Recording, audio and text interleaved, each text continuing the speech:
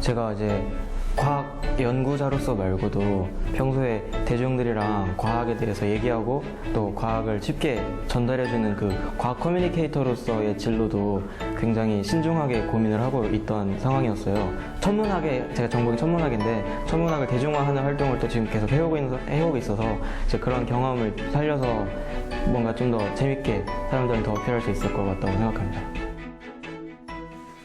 자, 다 함께 소리 크게 읽어봅시다. 네, 그렇죠. 많은 사람들이 과학보다는 미술 시간을 좋아하죠. 저도 미술 시간을 더 좋아합니다. 그래서 저는 여러분께 아주 아름다운 예술 작품 하나를 소개해드릴까 합니다.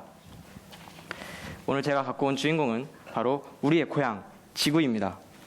제가 10년 가까이 천문학을 공부하고는 있지만 제가 봐온 우주 천체 중에 가장 완벽한 곳이라고 생각합니다. 그 이유는 우리 생명체가 살고 있기 때문이죠. 지구의 모든 조건은 생명체가 살기 아주 적절합니다. 딱딱한 땅, 하늘의 공기, 그리고 특히 혈액처럼 흐를 수 있는 액체 상태의 물이 아주 풍부하다는 거죠. 우리 지구는 태양 주변을 돌고 있죠. 여기 태양이 있습니다. 만약 지구가 지금보다 더 태양이 가까웠다면 너무 뜨거워서 바다는 모두 메말랐을 것입니다. 반대로 더 멀리 있었다면 마치 명왕성처럼 차갑게 얼어붙었겠죠. 아주 적당한 거리만큼 유지했기 때문에 딱 액체 상태의 바다를 갖고 있었고 우리가 이렇게 살 수 있게 되었습니다. 그런데 이 적절한 혜택이 과연 이 넓은 우주에서 오직 지구에게만 주어졌을까요? 혹시 어딘가 또 다른 지구에서 외계인들끼리 페임랩 안드로메다를 찍고 있진 않을까요? 우주엔 이처럼 밝게 빛나는 별이 아주 많습니다. 그런데 만일 이 별 주변에 어떤 행성이 돌고 있다면 가렸다가 까꿍, 가렸다가 까꿍 이러면서 별이 계속해서 보였다 안 보였다를 반복하게 됩니다. 이 반복되는 깜빡임이 있는 별을 발견한다면 우린 그곳에서 행성의 존재를 의심할 수 있습니다. 그런데 이 행성에 지구처럼 액체 바다가 있기 위해선 딱 적당한 거리가 필요합니다. 여기서 한 가지 스킬이 들어갑니다. 행성이 별에 가까이 붙어 있으면 별의 강력한 중력에 바싹 당겨지기 때문에 아주 강력한 힘에 의해 빠르게 주변을 돌게 됩니다. 반대로 멀리 느슨하게 잡혀 있다면 그만큼 천천히 별 주변을 돌게 됩니다. 따라서 우린 별을 가렸다가 다시 보였다가 하는 행성의 운동의 주기를 통해 바로 별과 행성 사이의 거리를 쉽게 계산할 수 있습니다.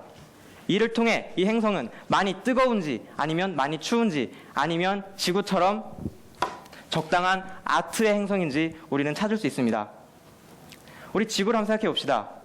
태양에서 내리쬐는 충분한 에너지가 있습니다. 그리고 아까 말씀드린 것처럼 충분한 H2O, 액체 상태의 물이 있습니다. 이들이 예술로서 결합한 것, 바로 이곳이 우리 얼스, 지구입니다.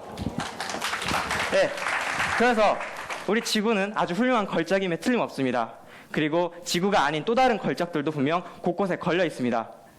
우리가 지금은 익히 알고 있는 고흐 같은 유명한 화가들의 작품도 당시에는 오래 파묻혀서 공개된 적이 없습니다. 하지만 끝내 오랜 시간이 걸쳐 우리에게 공개되었고 우린 지금 많이 알고 있습니다. 이처럼 우주도 마찬가지입니다.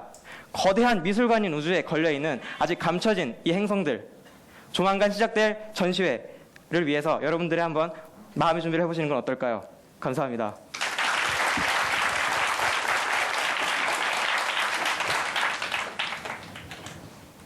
안드로메다 페임넷. 네. 지구와 유사한 행성이 있다고 느끼는 그런 가능성을 찾는 게 천문학이죠. 예. 예. 천문학에서도 어느 분야에 관심이 있으세요? 제가 관심 있는 건 정적이라고, 많은 사람들이 이제 우주는 되게 고요하고 정적이다라고 생각을 하십니다. 근데 제가 관심 있는 건 우주가 생각보다 서로 간의 상호작용, 인터랙션이 매우 활발하고 또 매우 역동적이다. 그래서 방금 보여드린 별이 깜빡이는 외계 행성의 존재처럼 제가 관심 있는 것도 계속 밝기가 변화하는 그런 변광성이라고 부르는 스스로 밝기가 변하는 별에 매우 관심이 많습니다.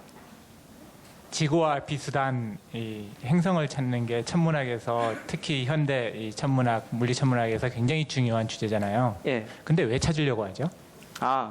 많은 사람들이 외계 행성을 찾았다라고 해도 사실 별로 와닿지 않는 점이 있습니다. 바로 우리가 찾았는데 가려면 몇백 광년, 몇 년이 걸리는 겁니다. 그래서 그걸 왜 찾느냐라는 매우 허무주의에 빠지기가 쉬운데요. 사실 지구는 곧 종말일 것이다, 태양이 우리를 위협하고 있다라는 이런 진부한 이야기를 넘어서 제가 외계 행성을 찾는 것이 과연 우리에게 어떠한 의미를 갖는지 짧게 설명드리겠습니다. 우리 인간이 우주적인 문명에 접어든 지는 약 50년이 채 안 됩니다. 우리의 존재를 전파로 우주에 쏘고 또 우리가 외부의 신호를 받아들이기 시작한 건 채 50년이 안 되죠. 그런데 만일 이 현대 문명에 접어든 이후 만약 다른 문명들이 있다고 가정을 했을 때 이 대부분의 문명들이 오래 자신들의 문명을 지속할 수 없다면 우리가 찾을 수 있는 외계 행성, 외계 지성체들도 그만큼 확률이 적을 것입니다. 근데 만일 우리가 천문학자들이 열심히 연구를 해서 점점 더 많은 외계 지성체, 외계 생명체들의 존재를 파악하게 된다면 그것은 곧 우리와 같은 지성체는 우주 문명에 접어든 이후에도 꽤 오래 살아남을 수 있고 이것은 매우 보편적인 것이며 따라서 우리 인류가 기아, 전쟁 등 여러 가지 고난을 겪고 있지만 우리가 좀 더 오래 번영할 수 있을 것이라는 인류적인 메시지, 희망의 메시지를 주고 있다고 생각합니다. 그래서 많은 사람들이 쌓이는 말춤을 통해 세계에 많은 기여를 하고 또 어떤 사람들은 열심히 복지 정책으로 많이 기여를 한다면 우리 천문학자들이 할 수 있는 유일한 재주를 통해 이 세계에 평화의 메시지를 주고 있는 것이라고 생각합니다. 우리가 달을 볼 때 이렇게 얘기할 때 보면 옥토끼가 있고 개수나무가 있고 그런 얘기들을 참 많이 하는데 천문학하는 입장에서 봤을 때는 그 달이 어떻게 보이는지 한번 좀 얘기를 해주시고 또 본인이 천문학을 하게 된 어떤 계기가 있었나 하는 것도 좀 얘기를 해봐 주시면 어떨까 싶은데요. 우선 달뿐만 아니라 별들을 보면 많은 사람들이 사실 서울에서는 별 보기가 그렇게 쉽진 않습니다. 그래도 이제 간간히 맑은 날씨에 저는 별을 보면 굉장히 부럽습니다.